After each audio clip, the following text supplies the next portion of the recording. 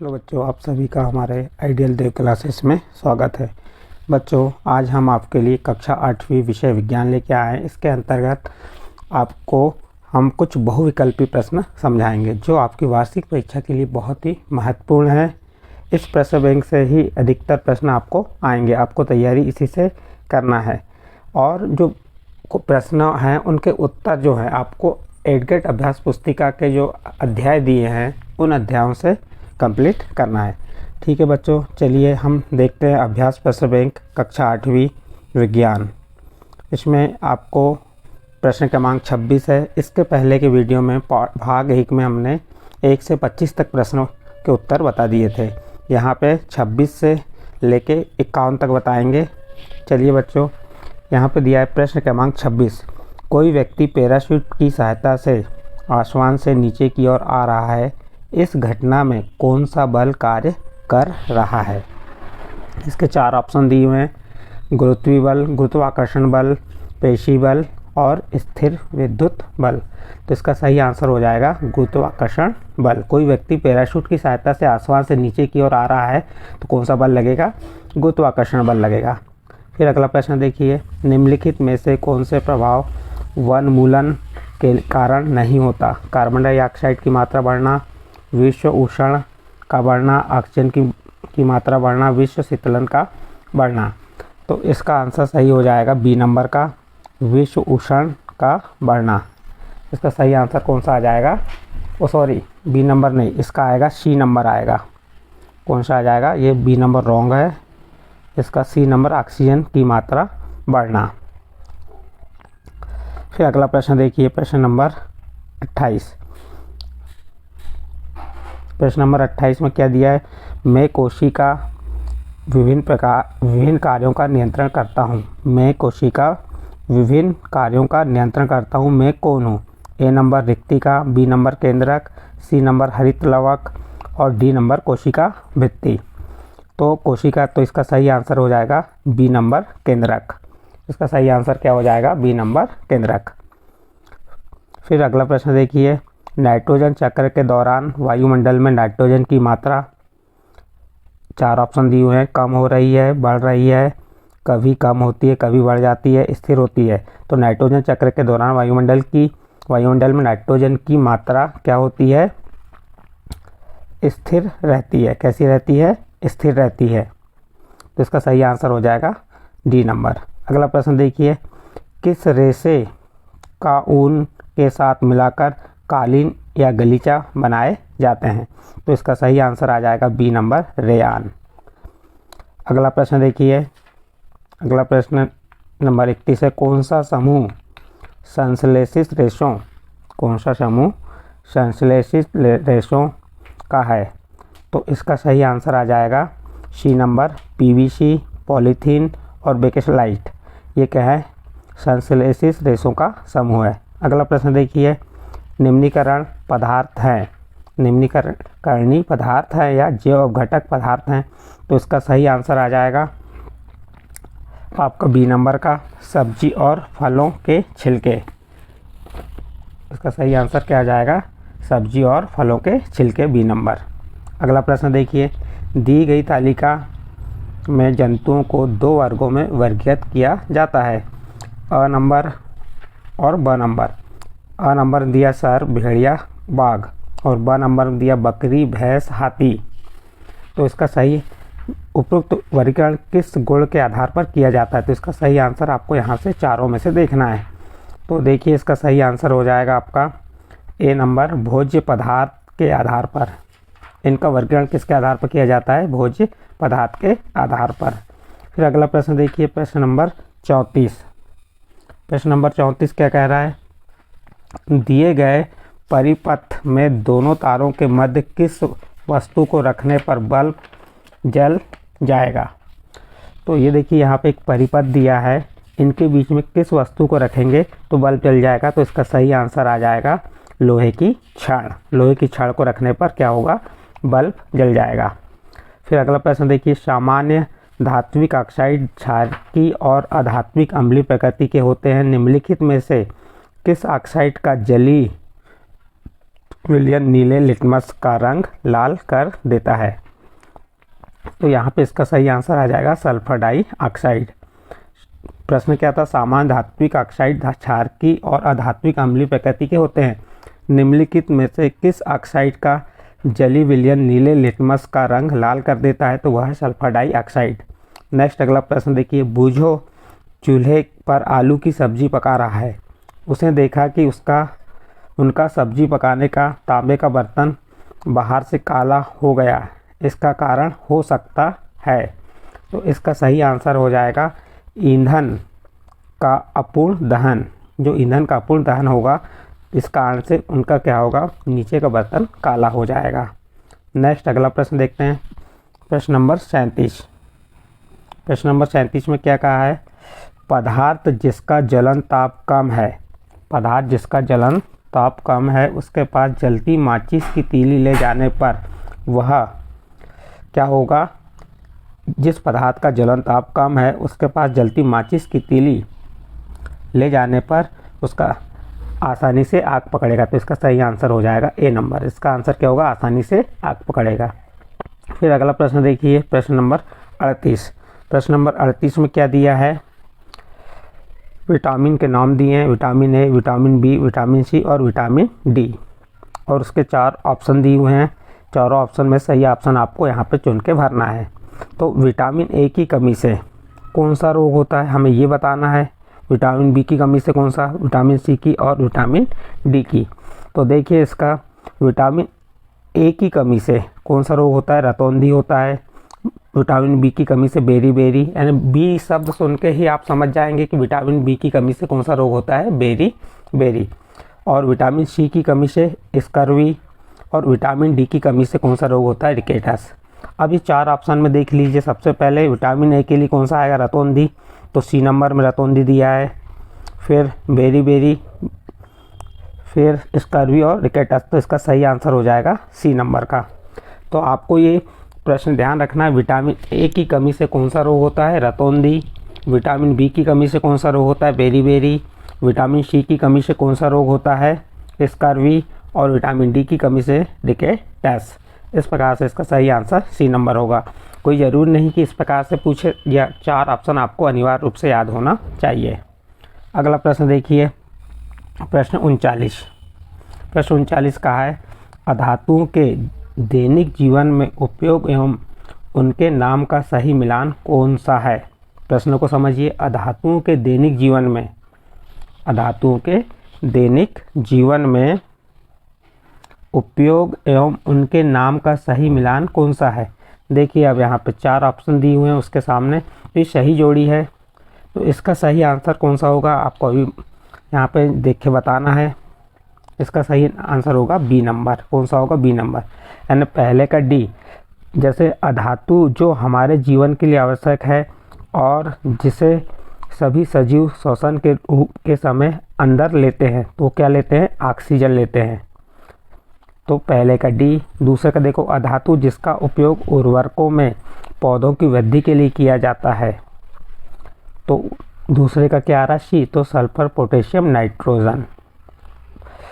ये आप इसको ऐसा मिलान भी कर सकते हैं। पहले का क्या हो गया, ये हो गया ऑक्सीजन, दूसरे का, ये दूसरे का आंसर हो गया।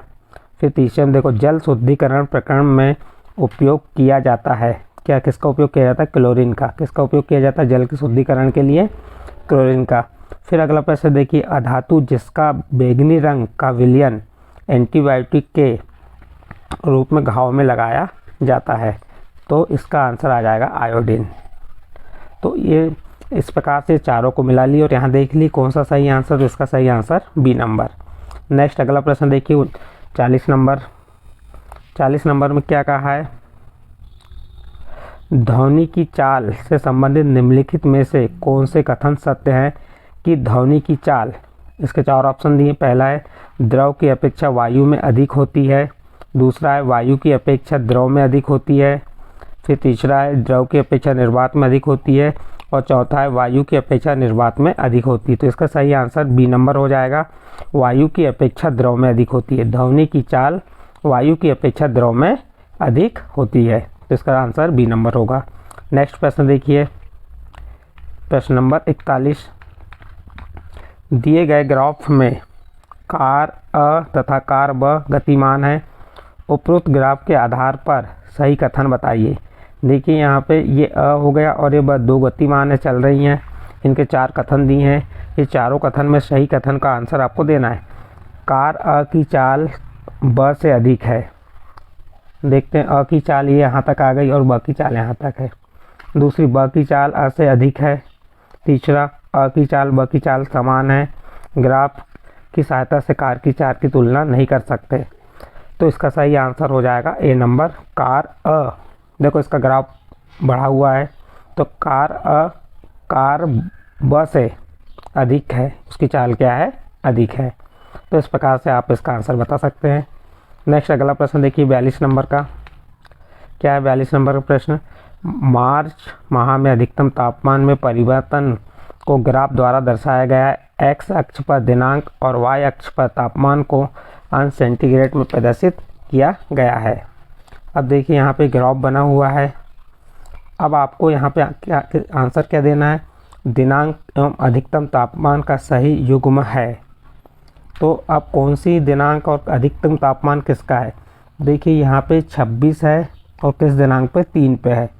तो इसका सही आंसर हो जाएगा, देखो दिनांक की दी हुई है 3 तारीख है ये, और सबसे ऊंचा ग्राफ किसका है? 3 तारीख में है, कितना है? 26 सेंटीग्रेड है। तो यहाँ पे इसका सही आएगा 3 मार्च 26 अंश सेंटीग्रेड, और 3 मार्च और 26, तो इसका बी नंबर का आंसर सही आएगा। फिर इसके बाद अगला प्रश्न देखिए, प्रश्न नंबर 43।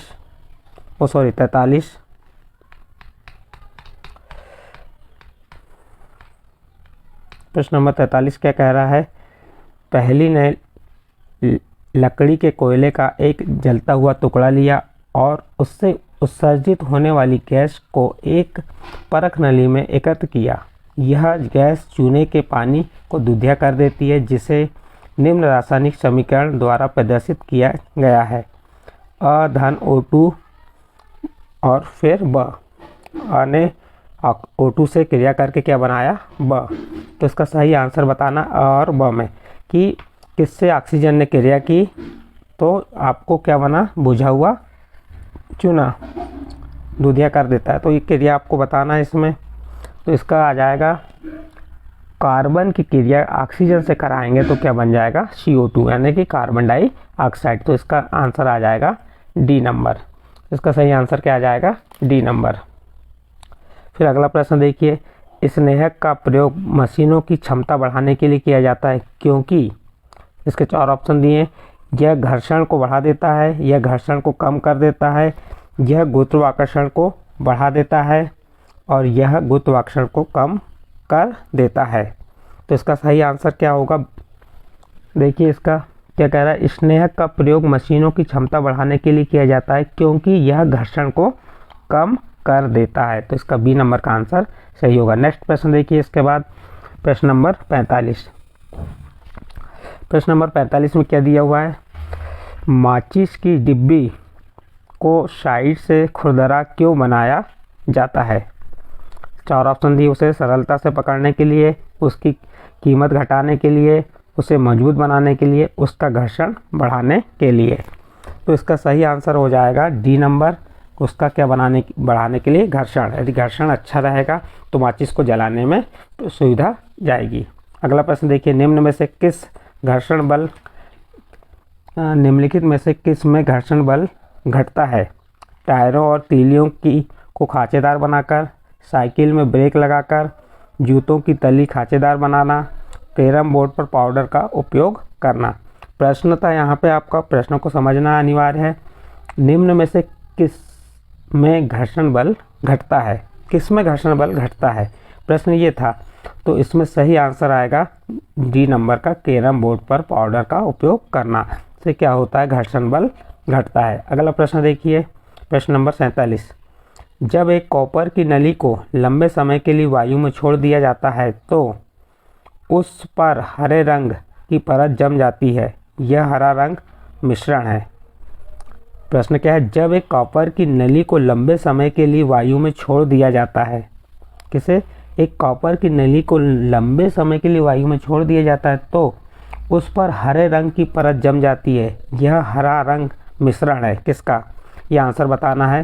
तो इसका सही आंसर हो जाएगा डी नंबर का, कॉपर हाइड्रोक्साइड व कॉपर कार्बोनेट। फिर नेक्स्ट प्रश्न देखिए, प्रश्न नंबर 48। प्रश्न नंबर 48 क्या कह रहा है, सही कथन का चयन कीजिए। यहाँ पर 4 कथन दिए, इसका चयन करना है। तो इसका देखिए पहला क्या दिया है, प्राकृतिक गैस का पाइप के माध्यम से परिवहन करना मुश्किल है। दूसरा, प्राकृतिक गैस को सीधे घरों और कारखानों में नहीं जलाया जा सकता। तीसरा, प्राकृतिक गैस को उच्च दाब पर संपीड़ित प्राकृतिक गैस के रूप में संग्रहित किया जा सकता है। और चौथा है, प्राकृतिक गैस का उपयोग बिजली उत्पादन के लिए नहीं किया जा सकता। यहाँ पे हमको सही कथन छांट के बताना है कि इसका सही कथन क्या होगा। तो इसका सही कथन होगा सी नंबर, प्राकृतिक गैस को उच्च दाब पर संपीड़ित प्राकृतिक गैस के रूप में संग्रहित किया जा सकता है। फिर नेक्स्ट प्रश्न देखिए, इसके बाद 49 नंबर, एक समान 4 गेंदों की को क्रमशः ईंट, शीशा, सीमेंट, कीचड़ की क्षैतिज सतह को स्पर्श करते हुए एक समान वेग से लुढ़काया जाता है। किस सतह पर गेंद अधिकतम दूरी तय करेगी। प्रश्न को एक बार हम पुनः बता रहे हैं आपको, एक समान 4 गेंदों का क्रमशः ईंट, शीशा, सीमेंट, कीचड़ को क्षैतिज सतह को स्पर्श करते हुए एक समान वेग से लुढ़काया जाता है। तो किस सतह पर गेंद अधिकतम दूरी तय करेगी, ईंट, शीशा, सीमेंट या कीचड़। तो इसका सही आंसर आएगा बी नंबर, शीशा। किस पे करेगी, शीशा पे करेगी। नेक्स्ट प्रश्न देखिए, प्रश्न नंबर 50 है। क्या दिया है, नीचे दी गई तालिका में भारत के 4 शहरों के किसी एक दिन का तापमान एवं वर्णन दर्शाया गया है।